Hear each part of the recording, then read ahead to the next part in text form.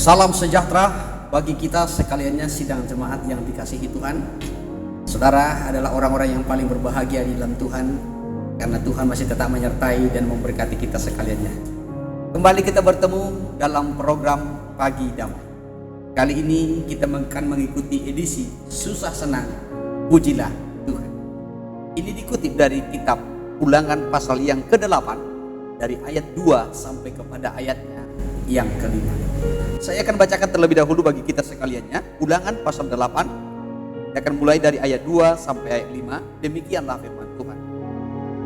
Ingatlah kepada seluruh perjalanan yang kau lakukan atas kehendak Tuhan Allahmu di padang gurun selama 40 tahun ini, dengan maksud merendahkan hatimu dan mencobai engkau untuk mengetahui apa yang ada dalam hatimu, yakni apakah engkau berpegang pada perintahnya atau tidak.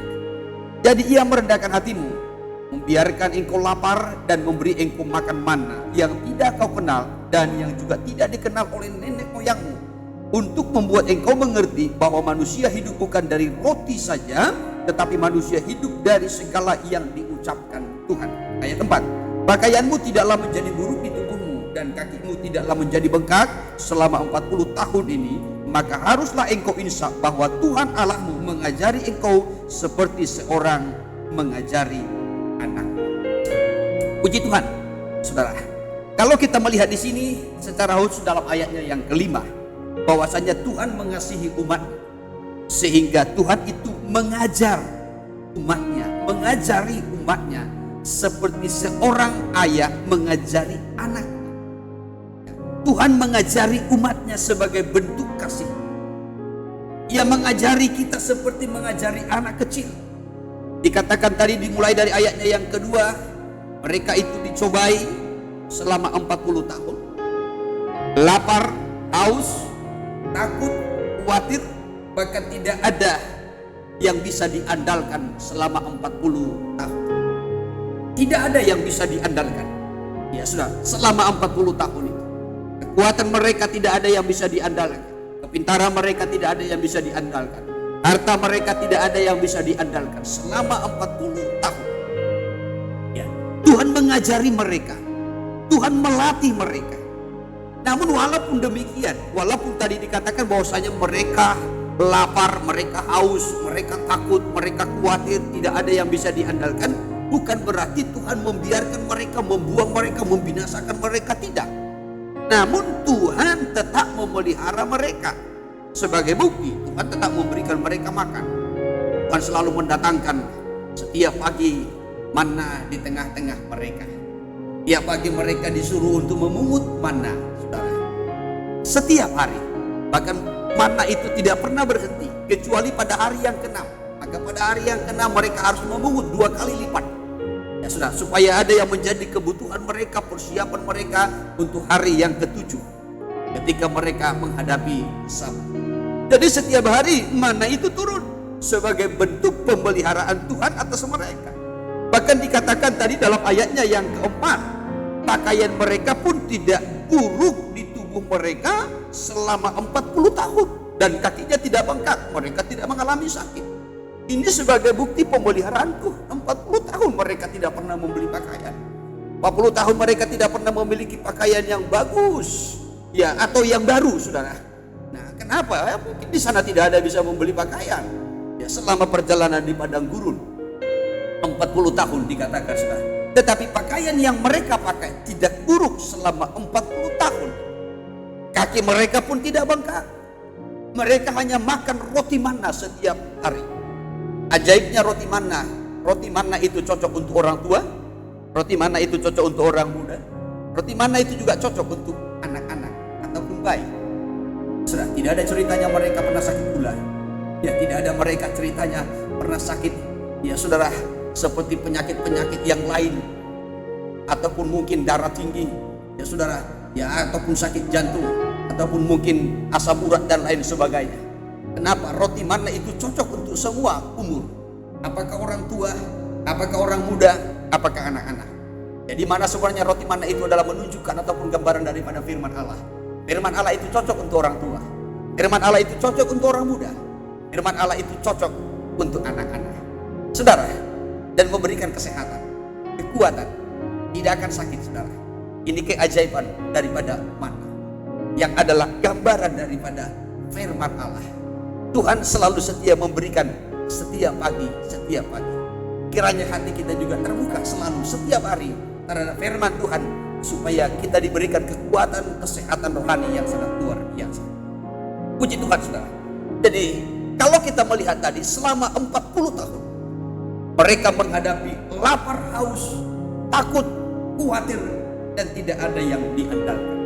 Namun di dalam ayatnya yang ke-7, Ulangan pasal yang ke-8 tadi, di ayat yang ke-7 sampai kepada ayatnya yang ke-10, Tuhan sekarang hendak membawa mereka masuk ke tanah Kanaan, tanah perjanjian, tanah yang limpah, negeri yang limpah.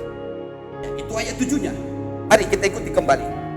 Ulangan 8 ayat 7. Sebab Tuhan Allahmu membawa engkau masuk ke dalam negeri yang baik, suatu negeri dengan sungai, mata air dan danau yang keluar dari lembah-lembah dan gunung-gunung, suatu negeri dengan gandum dan jelainya, dengan pohon anggur, pohon ara dan pohon delimanya, suatu negeri dengan pohon zaitun dan madunya. Ayat 9, suatu negeri di mana engkau akan makan roti dengan tidak usah berhemat, di mana engkau tidak akan kekurangan apapun, suatu negeri yang batunya mengandung besi, dan dari gunungnya akan kau gali tembaga, dan engkau akan makan dan akan kenyang.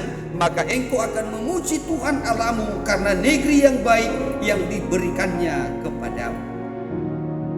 Jadi sekarang Tuhan mau membawa mereka setelah masa 40 tahun itu, setelah masa kesusahan kesulitan itu, saudara, Tuhan hendak membawa mereka masuk ke tanah Kanaan, tempat kelimpahan, negeri yang limpah.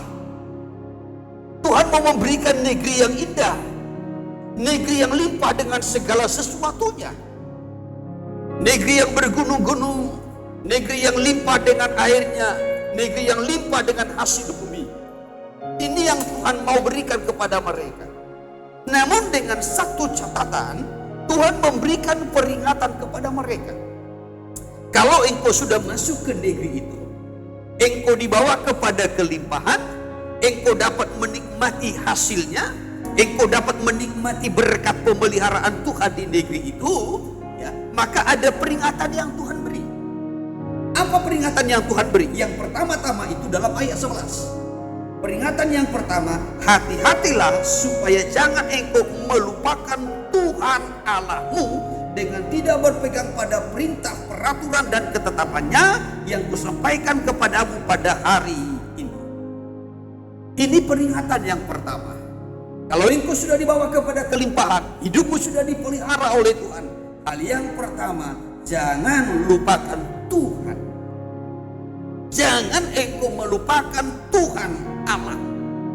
Ya, itu peringatannya. Lalu dilanjutkan ayat 14. Dalam ayat 14 itu dikatakan, jangan engkau tinggi hati sehingga engkau melupakan Tuhan Allahmu yang membawa engkau keluar dari tanah Mesir, dari rumah perbudakan.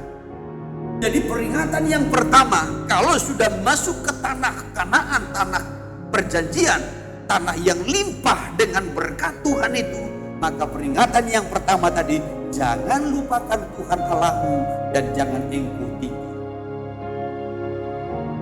Itu peringatan yang pertama. Peringatan yang kedua yang Tuhan berikan, saudara, kembali kita mundur kepada ayatnya yang ke-10. Dikatakan tadi dalam ayatnya yang ke-10, dan engkau akan makan dan akan kenyang, maka engkau akan memuji Tuhan Allahmu karena negeri yang baik yang diberikannya kepadamu itu. Seharusnya dalam kondisi aman, dalam kondisi diberkati, seharusnya kita memuji-muji Tuhan. Dalam kondisi aman. Setelah mereka sampai di tanah Kanaan, mereka berada di tempat yang aman. Mereka berada di tempat yang limpah, negeri yang sangat diberkati, negeri yang sangat subur itu. Dikatakan tadi dalam ayat yang ke-10, supaya seharusnya mereka setelah sampai di sana mereka bisa menikmati berkat Tuhan itu, lalu mereka kenyang, lalu mereka memuji-puji Tuhan di negeri itu. Jadi ini yang Tuhan mau nyatakan, saudara. Kalau yang pertama-tama tadi diperingatkan, Jangan melupakan Tuhan Allahmu dan jangan tinggi hati. Namun hal yang kedua yang Tuhan katakan, kalau engkau sudah sampai di negeri itu, engkau bisa menikmatinya. Engkau kenyang. Tetapi setelah engkau kenyang, seharusnya memuji-muji. Jangan setelah kita kenyang dengan berkat Tuhan, limpah dengan berkat Tuhan, kita lupa memuji. Kita lupa beribadah, kita lupa berdoa, kita lupa membaca firman-Nya, kita lupa melayani Tuhan. Sehingga kita berfokus kepada berkat-berkat yang Tuhan berikan. Saudara, jangan sampai kita melupakan Tuhan. Tetapi biarlah kiranya, saudara, melalui berkat-berkat itu kita memuji Tuhan dan memuliakan. Selanjutnya, hal yang ketiga yang menjadi peringatan bagi umat itu, kalau mereka melupakan Tuhan, katanya dalam ayat 19 sampai kepada ayat 20, nasibnya akan sama dengan bangsa-bangsa lain yang akan dibinasakan. Demikian ayat 19. Tetapi jika engkau sama sekali melupakan Tuhan Allahmu dan mengikuti Allah lain, beribadah kepadanya dan sujud menyembah kepadanya, aku memperingatkan kepadamu hari ini bahwa kamu pasti binasa. Seperti bangsa-bangsa yang dibinasakan Tuhan di hadapanmu, kamu pun akan binasa sebab kamu tidak mau mendengarkan suara Tuhan Allah. Peringatan yang ketiga yang Tuhan nyatakan, kalau engkau sama dengan bangsa-bangsa lain, engkau melupakan Tuhan Allahmu, maka nasibmu pun akan sama dengan bangsa-bangsa lain, akan dibinasakan oleh Tuhan. Nah, ini ada 3 peringatannya, saudara. Kalau sudah sampai di tanah Kanaan, negeri yang limpah itu, diperingatkan dengan 3 peringatan. Jangan melupakan Tuhan Allahmu dan jangan tinggi hati. Kalau engkau sudah menikmati berkat-Nya, engkau harus memuji-muji Tuhan. Kalau engkau melupakan Tuhan Allahmu, maka nasibmu akan sama dengan bangsa-bangsa lain. Engkau pun akan dibinasakan juga. Untuk itu, saudara, peganglah perintah Tuhan. Ini yang harus kita lakukan. Ya, saudara, dengan kata lain, yang menjadi suatu pembelajaran bagi kita dari kisah ini, supaya kita berpegang teguh kepada firman Tuhan dalam kondisi apapun. Dalam kondisi apapun. Kembali kita mundur kepada ayatnya yang ke-6. Dalam ayat yang ke-6 demikian firman Tuhan. Oleh sebab itu, haruslah engkau berpegang pada perintah Tuhan Allahmu dengan hidup menurut jalan yang ditunjukkannya dan dengan takut akan Dia. Ini yang harus kita lakukan, saudara. Ini satu pelajaran yang sangat penting bagi kita. Dalam keadaan atau kondisi susah pun, biarlah kiranya hati kita tetap melekat kepada Tuhan, menyembah Tuhan, memuliakan Tuhan. Dalam keadaan lapar, sulit, tetap bergantung kepada Tuhan.